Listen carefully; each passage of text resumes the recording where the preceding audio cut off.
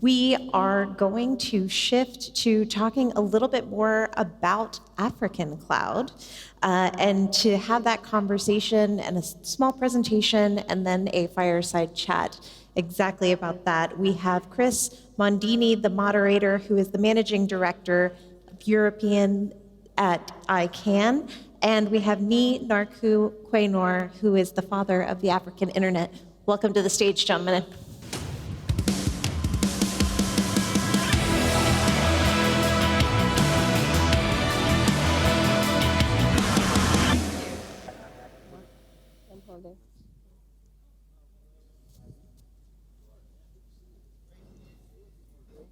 And I'm really delighted to be part of this connectivity community with my dear friend.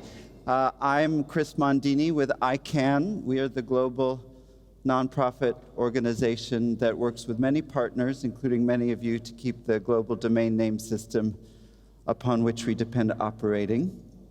And I'm very proud to be there. I'm also very proud to share the stage today with an internet icon, father of the African internet, Nii Quaynor. Professor Quaynor is responsible for the first commercial internet connectivity through Africa. He has been a pioneer in its development and in its execution. He was one of the first Africans to receive a PhD in computer science, worked at DEC for many years, and then returned to Africa to found a computer science department in his university. He is a businessman, he is an academic, he is a community leader, and he's a very inspiring person who has founded many organizations, the African Network Operators Group, AFRINIC, been very active in the ICANN community as well. We can learn a lot from Nii, and he's going to tell us a little bit about the market in Africa and all the innovations and opportunities for our community there. So I will leave it with you. Thanks.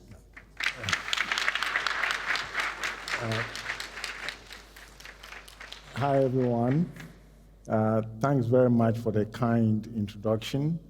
I'm so pleased to have a chance to share some ideas with you, and I'm also grateful that I got invited to be here. But at the same time, I'd like to congratulate you for your 20th anniversary, and I'm hopeful that in the very near future, CloudFest will be in Africa so that we can fully join the cloud properly. My intention is to share some thoughts on Africa Cloud and why we think our cloud, the sky, when we look towards the cloud, is slightly different. It so turns out that we have a fragile digital economy competing with many other developmental objectives like education, health, and so on. Even though I believe that the digital economy helps solve those problems, that view may not be shared across the board, and therefore we do have a fragile economy in that regard. Also, our infrastructure is generally young, and it doesn't have sufficient coverage, and it also therefore has some weaknesses, which results in higher costs and also some performance challenges, as well as some resilience constraints. The environment is also less competitive because there are very few operators, and it results in more costly hosting, as well as higher connectivity costs and all the things that one needs in order to be able to deploy solutions.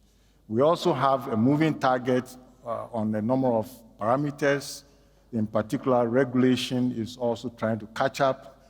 In so doing, it creates its own issues, and connectivity is increasing, as well as users are increasing, and so on. Now, this is the first positive point. If you look closely at the chart on the left, which is tracking the user growth, you will notice that Africa, on the right side of the chart, at the end of it, it's around the third in terms of the regions. But this is happening for penetration of 43% in the population. So just from the sheer size of the region, it's quite likely as a positive message that we may be bypassing the other countries and be chasing Asia in the very near future. In other words, should our penetration reach 60%, you may have a different story. The composition of our user base is 56% youth, which means the future is very good for investors. We also have 34% female participation, which means we have a chance to increase that number because normally there are more ladies in our community than men. And majority of our connectivity is urban, and so that also gives some chance for rural network development as well. Now, this chart also has a positive message. And this is work from Internet Society, which has been concerned with resilience of the internet for some time. In this chart, I'm only looking at the 3 of the parameters that, out of the 5 that Internet Society was interested in. I'm looking at the overall resilience, the infrastructure, as well as the market readiness. I'm leaving behind security and performance because I think I can make enough of a message from these 3. Now, the one on the bottom, the market resilience, is very interesting. And Africa is shown at the right side, the right column. And notice that the closest that is next to Africa region in terms of readiness, we are only behind by 4 points, which means that Africa is ready for business. The challenge which is affecting our resilience is the infrastructure. So you'll notice that the difference between Africa and the next region is about 13. Okay? And the resilience is only 10, which means that for me, Africa is ready for business, but our weak infrastructure is pulling down our resilience. So with the right level of partnership and investment, we will be able to make some significant contribution here.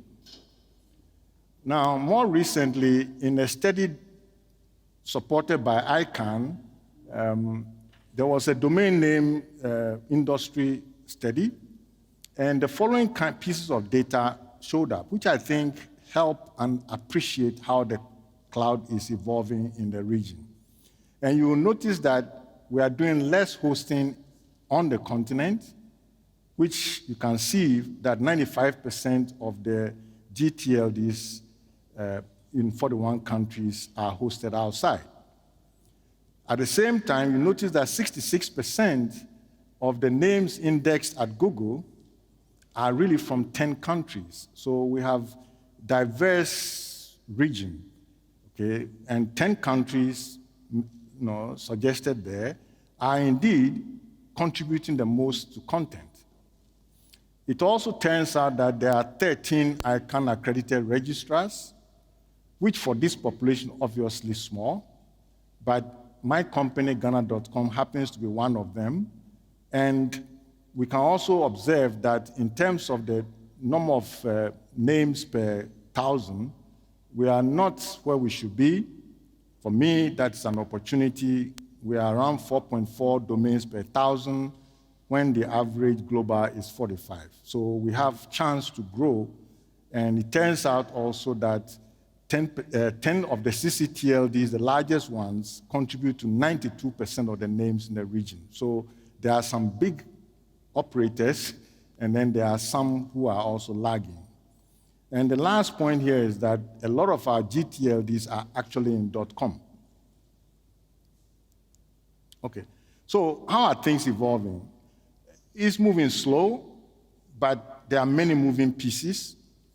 There's more local content, more local hosting, and also more e-government content is coming on board.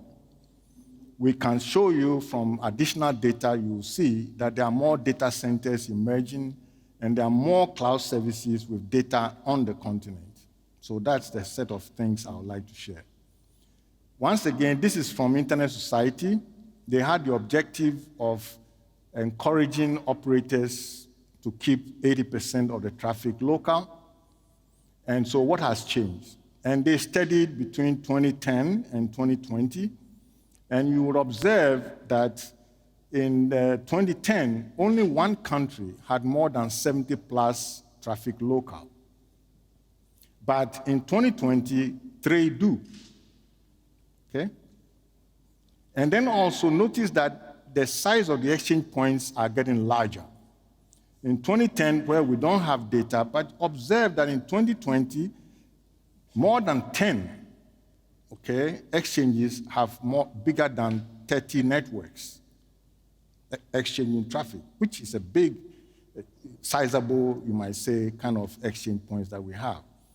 We also have 33 or so countries with content development networks present, international ones, and then also we see that there's higher and higher demand for hosting. This one is a little bit, I'm trying to dive in now into the country, leaving the region level, so I've taken 2 examples. The one on the left is Kenya, and the one on the right is Nigeria.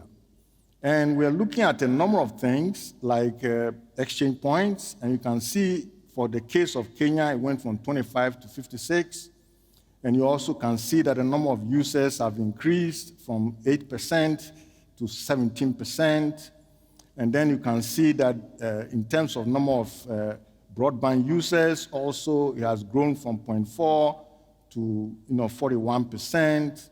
And most important, you can see the price is also going down, okay, which is a signal that we are getting economies of scale, and therefore we can afford to reduce the price.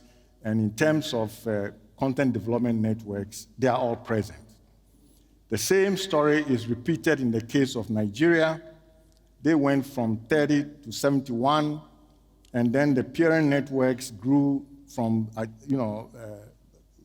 peering network grew from 30 to 71, and then in terms of number of users, it went from 16% to 42, and then in terms of broadband users, from about 7 to 30, and then once again, you can see the price is dramatically going down, and at the same time, you can see that the content development, or you might say that the cloud providers are present in those 2 countries, which is a good thing. African Union itself set targets, and they set targets in 4 areas. They set targets, in this case, in terms of minimum bandwidth. They also set targets on price, and then they set targets on the access device, in this case, mobile. But most important for us, they are wishing that all basic e-services and content, 30% of it will be developed and hosted in the region. I see opportunity. ISOC also now has a new objective of 50% traffic local and 50 overseas for selected countries. So we're going to try to push up some countries who are near so to just surpass and begin to keep majority of the traffic local. The international content providers are not excluded. Many of the global players have a say. And you can see the main operators who are present there, and they are listed from Google all the way to iCloud, okay? So from a different perspective, this is what we are seeing happen in the region. Something surprising, with respect to social networks, it turns out that Africans like a particular social network, in this case, WhatsApp, because 35% usage higher than the global average. So we are not sure what's going on here. On the other hand, in terms of the other platforms, you can see that Facebook is the dominant one, but the others are right behind. You see YouTube, Twitter, Instagram, and even TikTok is fast rising. And so are the homegrown kinds of platforms. In this case, we can refer to Kenya Talk, Nairaland, and there's a different one, Jamii Forums in Tanzania, and it's unique because majority of the communication discussions is in Swahili, which adds to the value of our hosting. Now, in terms of data centers, which is on the left, you can see the usual suspects, right? South Africa has the most data centers, and then you see Mauritius also has a good number, 10, but Nigeria is active. It has 11 of them, and you can see the rest of them is scattered around, and so the whole continent is indeed growing with respect to that. And you can also see on the right the presence of cloud providers.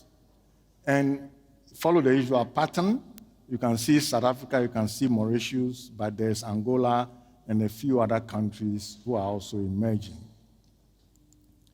Now, let me wrap up this portion of the discussion by pointing out that we believe that with the improving infrastructure, it will facilitate the cloud solutions. And at the same time, the digital sovereignty interests from policymakers will also encourage more local controlled infrastructure and data.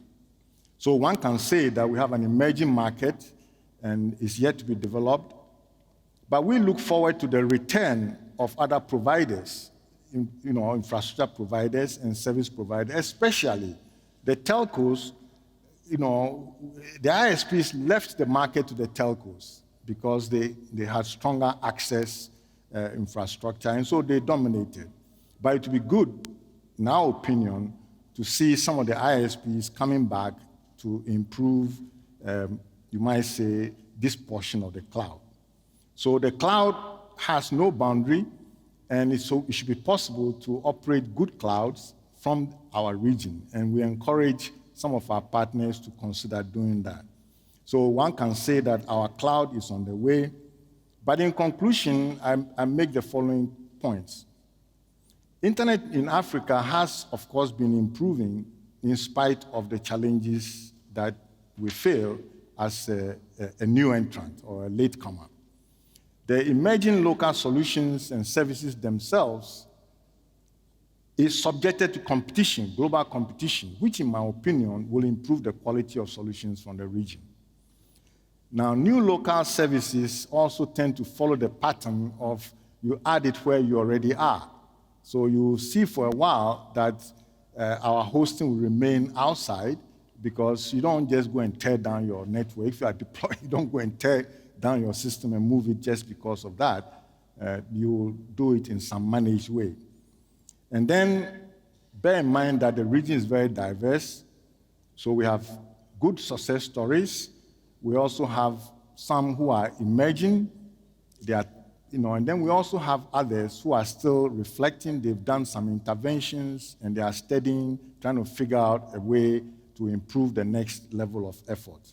So in that regard, I hope I've convinced you that our sky is different and is changing, but it's changing positively towards the cloud. I thank you very much for your attention.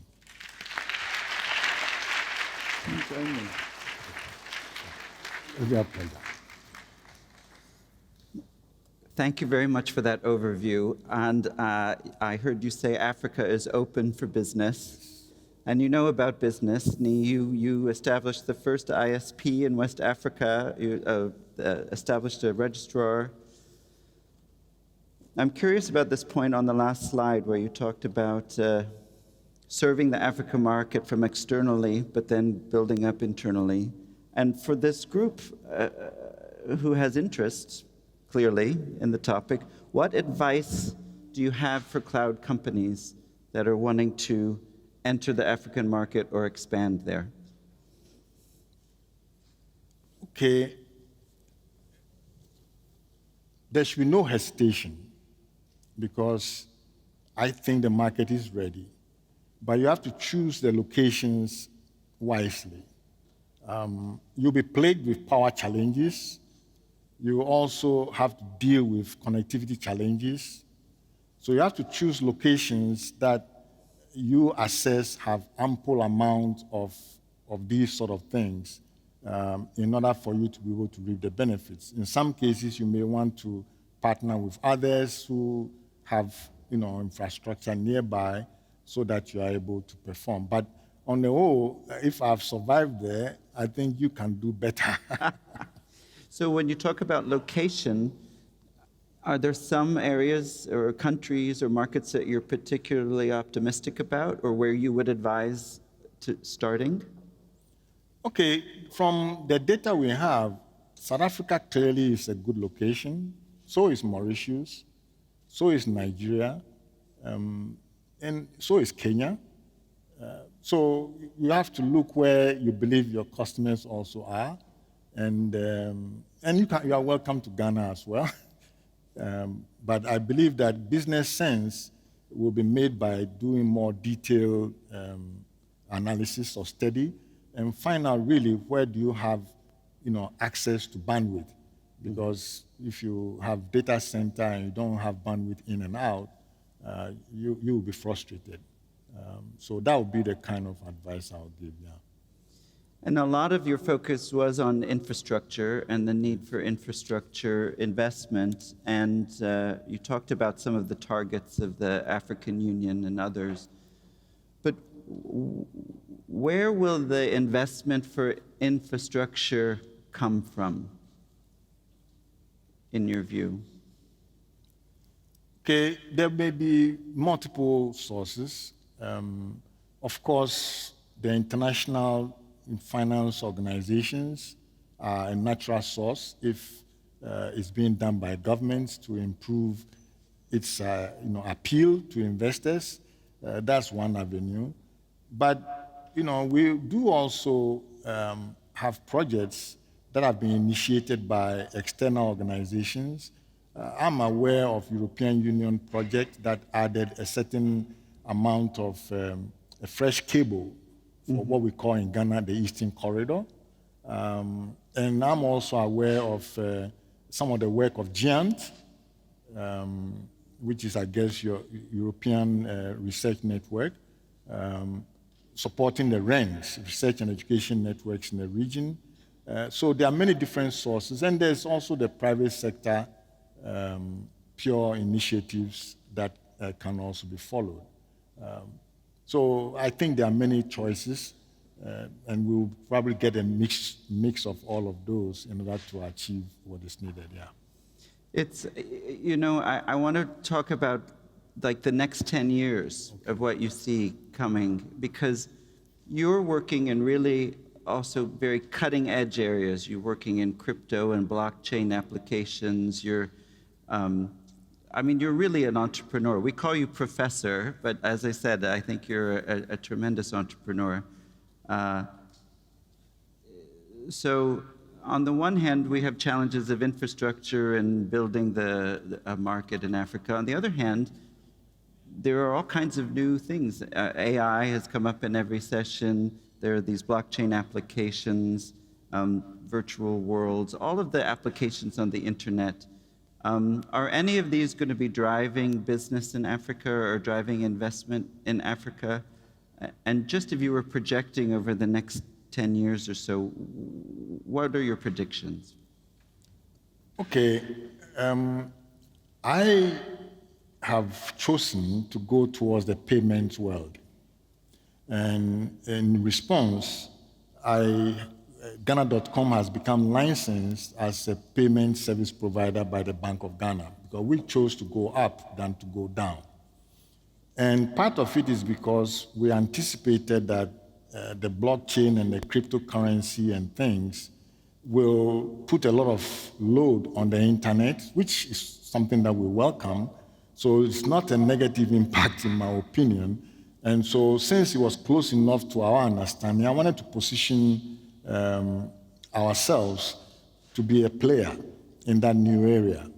We are also expecting that the artificial intelligence areas, because there's a lot of machine-to-machine communication emerging, and these AI things are really machines, and we expect that that will also have an impact. On the other hand, I'm looking for applications beyond the normal natural applications you expect, like in agriculture, in health, and so on. I'm looking how to use these sort of things in the focus area that we are working in, which is in transactions processing, and maybe finding the bad guys or learning the patterns in transactions, because there's a lot of concerns from various governments on the anti-money laundering problems and KYC-related things. And I believe that AI could also make some contributions in that area as well. So on the whole, for me, I'm not looking at any of the technologies specific. I want to deploy. Yeah. I want to push it out and see what effect the community has. And if it has more effect, then I keep going there. If it doesn't, then I'll do something else. So from that point of view, I think all these are potential things that will have impact.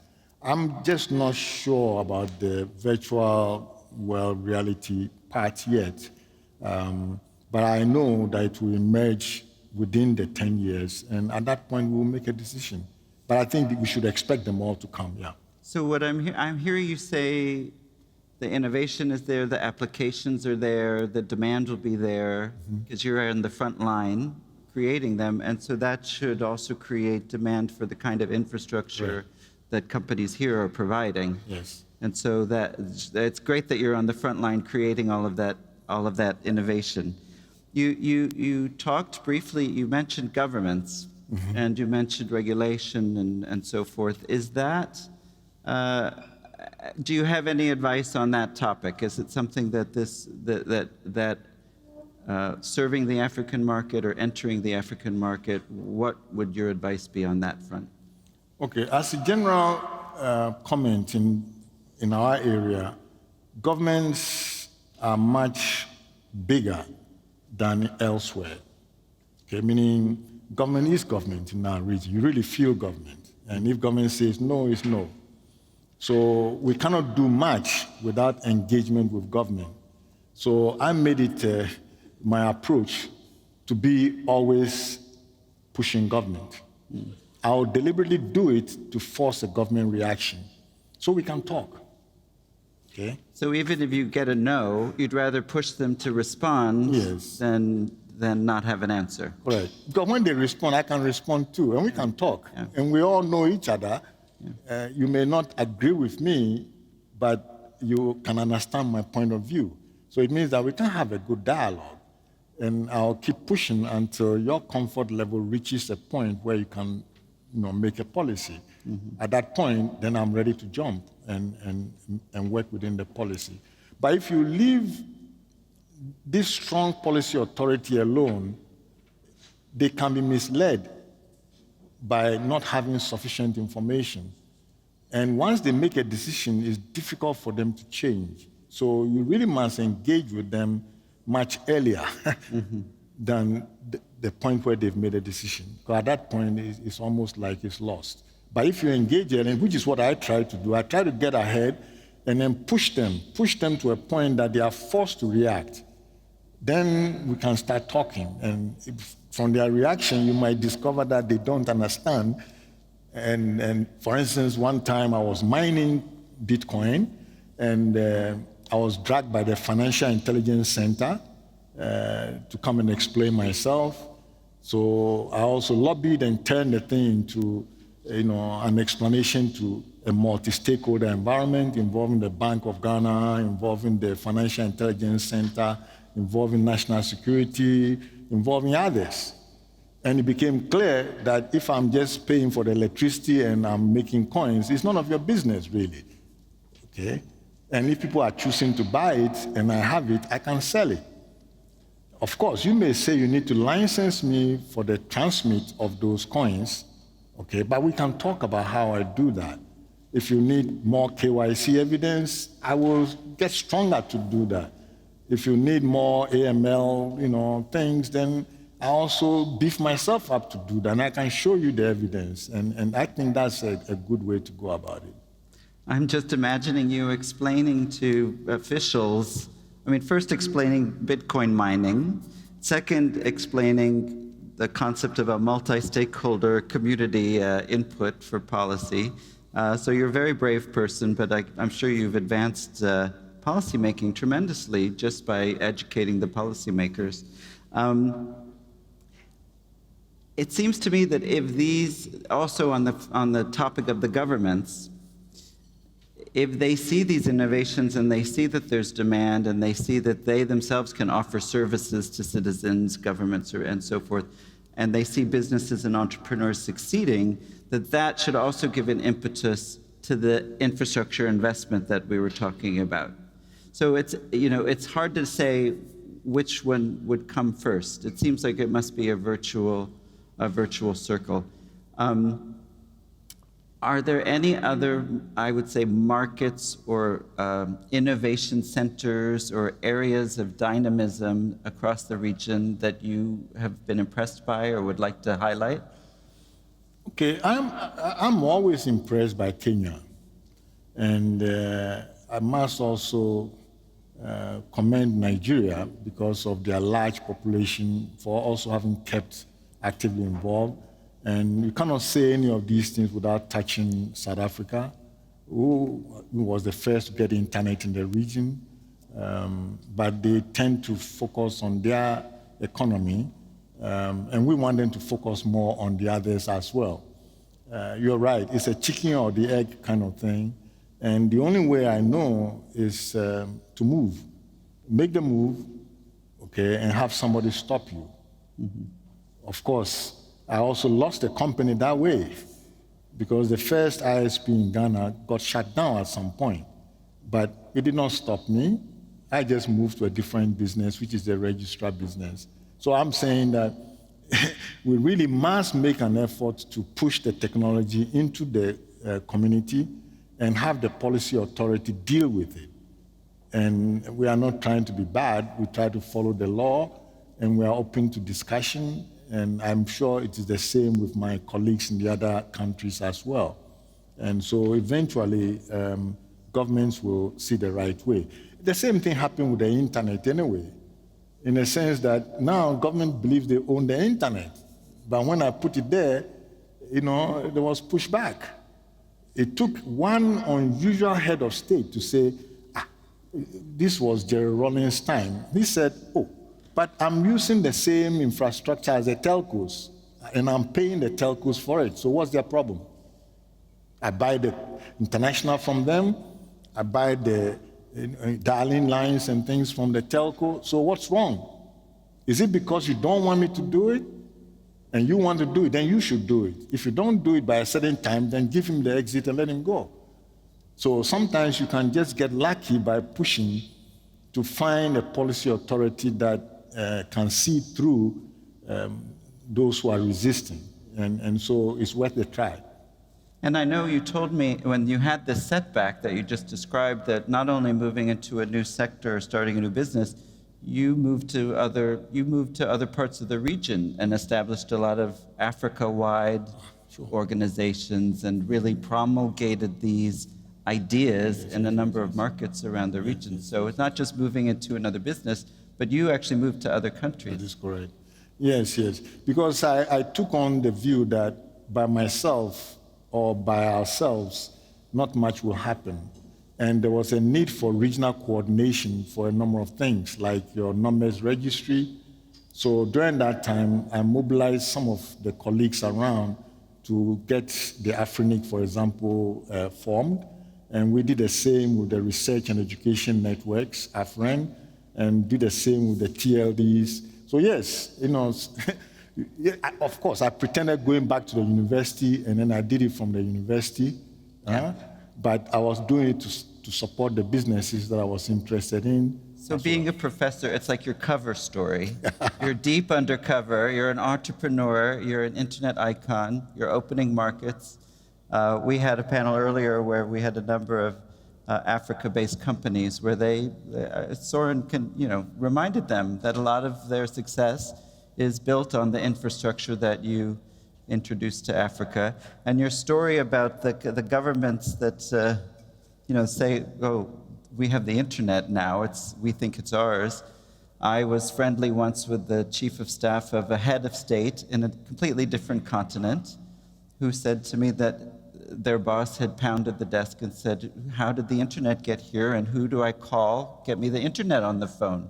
And so there is this translation effect, which you have done so well by helping give voice to the community, to give voice to entrepreneurs, to train. You're still teaching the introductory computer science class in Ghana, And you've done so much to really lay the groundwork for the success of all of these companies here, looking to either expand their presence in Africa or enter the market. So I think we've all learned a lot, and I'd like to thank you for being with us today.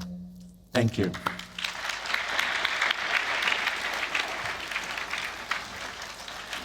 Thank you.